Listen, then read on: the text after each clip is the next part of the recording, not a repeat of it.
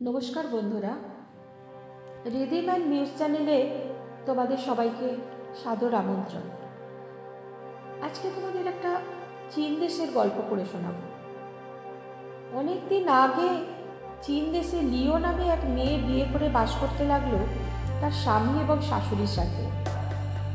খুব অল্প সময় লিও দেখলো যে তার শাশুড়ির সাথে বাস করাটা প্রায় অসম্ভব। ক্রমশ তাদের মধ্যে মতানৈক্য আর ঝগড়া বাড়তে থাকল। শাশুড়ি প্রায়ই লিওকে কটাক্ষ করত বিভিন্ন কাজে। পরিস্থিতি সবচেয়ে খারাপ করলো যে দিকটা, সেটা হলো চাইনিজ পরম্পরা অনুযায়ী লিওকে তার শাশুড়িকে সবসময় মাথা নুইয়ে সম্মান জানাতে হতো এবং শাশুড়ির সমস্ত আদেশ মেনে নিতে হতো। অনেক দিন এবং সপ্তাহ পার হয়ে গেল, কিন্তু তাদের বিবাদ না কমে দিন দিন বাড়তেই থাকলো। এই সমস্ত ঘটনা ক্রমেই লিওর স্বামীকে হতাশাগ্রস্ত করে তুলল। লিও কোনোভাবেই তার শাশুড়ির এই খারাপ আচরণ বরদাস্ত করতে পারছিল না এবং সে সিদ্ধান্ত নিল যে কিছু একটা করতেই হবে। একদিন লিও তার বাবার এক বন্ধু মিস্টার হংয়ের কাছে গেল, যার একটা ফার্মেসি রয়েছে। লিও তাকে সমস্ত ঘটনা খুলে বলল এবং তার কাছে কিছু বিষ চাইল, যা দিয়ে তার শাশুড়িকে মেরে ফেলে এবং এই সমস্ত সমস্যার সমাধান করতে পারে। মিস্টার হং কিছুক্ষণ চিন্তা করে বললেন, লিও, আমি তোমাকে সাহায্য করব তোমার সমস্যা সমাধান করবার জন্য, কিন্তু আমি তোমাকে যা যা বলবো তাই তোমাকে অক্ষরে অক্ষরে পালন করতে হবে। লিও খুশি মনে তার কথায় রাজি হয়ে গেল। মিস্টার হং পিছনের রুমে গেলেন এবং কিছুক্ষণ পর ফিরে এলেন একটা ঔষধের প্যাকেট নিয়ে। তিনি লিওকে বললেন, তোমার শাশুড়িকে মেরে ফেলবার জন্য এমন কোনো বিষ দেওয়া উচিত হবে না যা তাৎক্ষণিকভাবে তাকে মেরে ফেলবে। এতে লোকের সন্দেহ তোমার ওপর পড়বে। তাই আমি তোমাকে এমন একটা ঔষধ দিচ্ছি যা তোমার শাশুড়ির শরীরে ধীরে ধীরে বিষক্রিয়া করবে। প্রতিদিন তার খাবারের সাথে এটা অল্প করে মিশিয়ে দেবে। এটার কার্যকারিতা শুরু হতে কয়েক মাস লেগে যেতে পারে, আর তাই তুমি তোমার শাশুড়ির সাথে কদিন ভালো ব্যবহার করতে থাকো, যাতে লোকের সন্দেহ কোনো ক্রমেই তোমার ওপর না পড়ে। কখনোই তার সাথে তর্ক করবে না, তার প্রতিটি ইচ্ছা পূরণ করবে এবং তার সাথে রানীর মতো আচরণ করবে। লিও খুবই খুশি হল। সে মিস্টার হংকে ধন্যবাদ জানিয়ে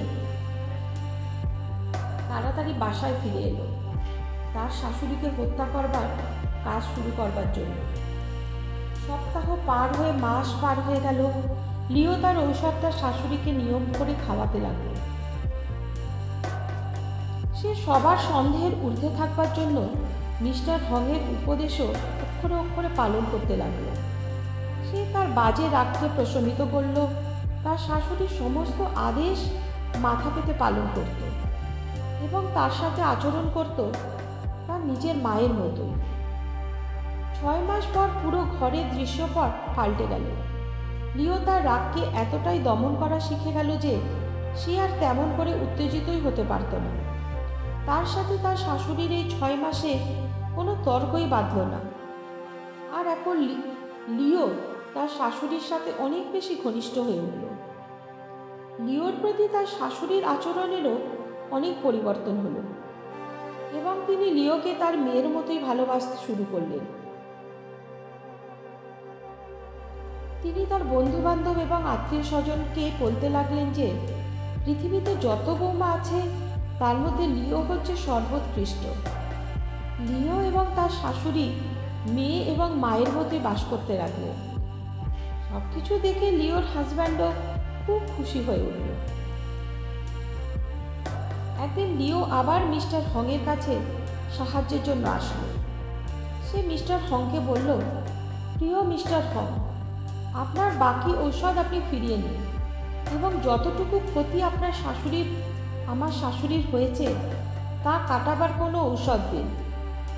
তার মধ্যে অনেক পরিবর্তন হয়েছে এবং এখন তাকে আমি আমার মায়ের মতোই ভালোবাসি। মিস্টার হং হেসে সামান্য মাথা চাকিয়ে বললেন, লিও, ভয় পাবার কোনো কারণ নেই। আমি তোমাকে কোনো বিষ দিইনি। যেটা দিয়েছিলাম সেটা ছিল এক প্রকার ভিটামিন, যা তোমার শাশুড়ির স্বাস্থ্য ভালো হতে সাহায্য করেছে। একমাত্র বিষ ছিল তোমার মনে এবং তার প্রতি তোমার আচরণে, যেটা তুমি পুরোপুরি ধুয়ে ফেলেছ তাকে ভালোবেসে। নমস্কার বন্ধুরা, সবাই ভালো থাকবে।